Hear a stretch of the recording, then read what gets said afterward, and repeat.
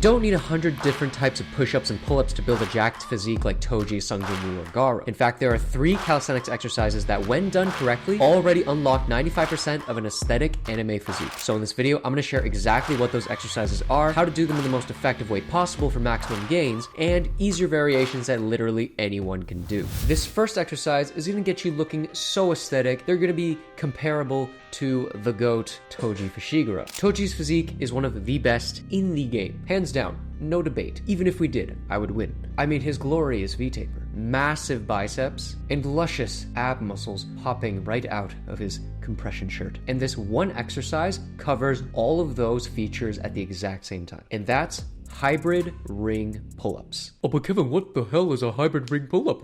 Well, I'm very glad you asked. See, there are 2 types of pull-ups that most people know about. The arch back pull-up, where you create a really big arch in your lower back and drive your chest up to the bar. This helps to also develop your upper back and has a lot more emphasis on back hypertrophy. The second type is the hollow body pull-up, where your legs are out in front of you, your spine is rigid, and your abs are fully engaged. This is the one that heavily builds that V-taper, makes you much stronger, and it works your abs at the same time. Both are great, but they each have a weakness. The arch back is the strongest only at the bottom of the rep. The hollow body is strongest at the top. So what if we combined them?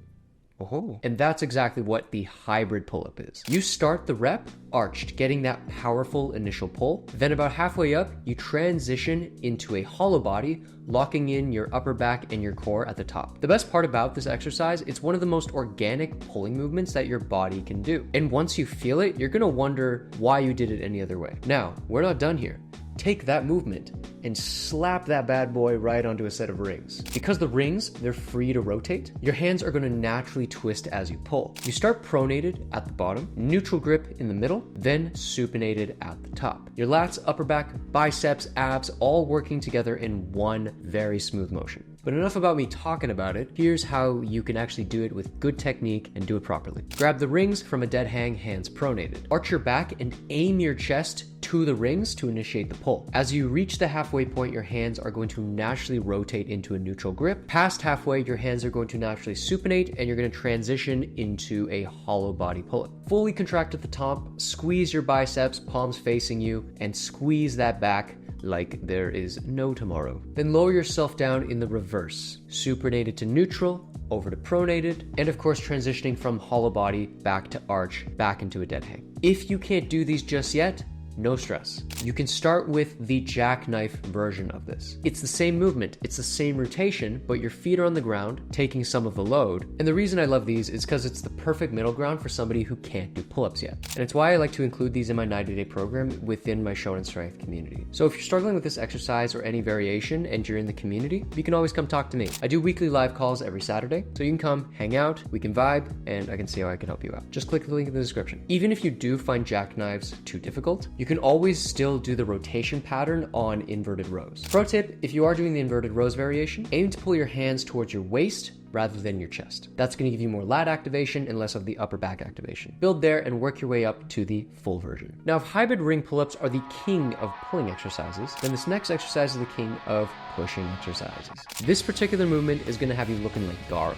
Massive chest, boulder shoulders, and powerful, explosive strength output. And that exercise is the decline deficit shoulder tap push-up. That's a mouthful. Here's why this exercise is absurdly effective. The decline angle positions your body so you're pushing upward, directly targeting your upper chest. And even though you're targeting the upper chest, this movement still has an effect on the whole chest. The deficit gives you extra range at the bottom, giving you more stretch, more tension, and more growth. And the shoulder tap momentarily forces you to support all of your body weight on one single arm, which means your shoulders are getting absolutely torched with zero extra equipment. Here's how to do it. Elevate your feet at about 20 to 45 degree angle from the position your hands are going to be on. Speaking of, they're going to be on top of either parallettes or any other objects that can elevate your hands. Start with a nice rigid plank, core tight, glutes engaged, quads flexed, shoulders primed. Then pull the shoulder blades back, lower yourself as deep as you can possibly go, making sure to get a full stretch at the bottom, then explode back up. Then at the top, lift one of your hands, touch the opposite shoulder, then bring it back down to your support. That supporting arm should feel like it could support you for an entire 3 seconds if you had to. Return the hand, lower back down, explode up, and tap on the other side, rinse and repeat. If you can't do these yet,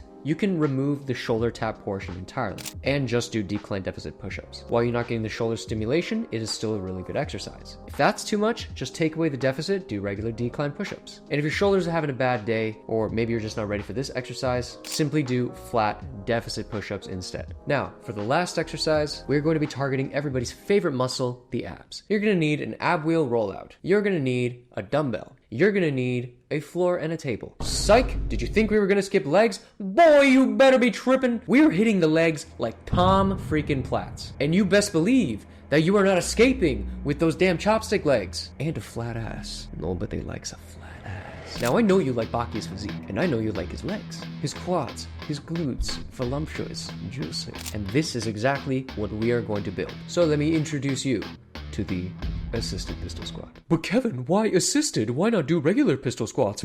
Here's the problem with unassisted pistol squats. Half of your brain is preoccupied with the idea of not falling over, which means you're spending physical and mental energy on balance instead of actually loading the muscle. With assisted pistol squats, especially on the rings, you can focus entirely just on squatting deep and feeling your muscles contract as you do the repetition. You're much more in control of the movement, and you're able to make your legs work. More output, more reps, more gains. And it's so simple to do.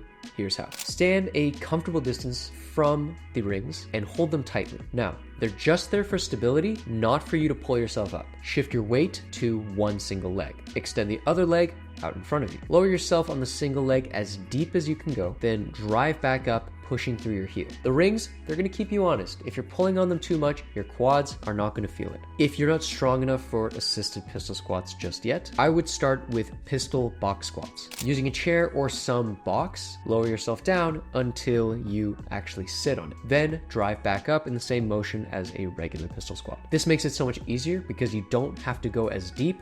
You don't have to use as much force to get back up, but it still builds the quad and glute strength that you need to work up to this exercise and develop your legs at the same time. Once you're able to do these comfortably for at least 10 reps, then you can move on to the assisted version. And if pistol squats of any form are just not happening right now, you can do Bulgarian split squats instead. The other leg is behind you for full support, and the stimulus on the quads and the glutes is just elite. But just knowing what exercises to do isn't enough. Most people, even with the right plan, still don't see changes in their physique even for a whole year. So watch this video right here if you want to know how you can make more gains in 90 days than most people do in 12 months.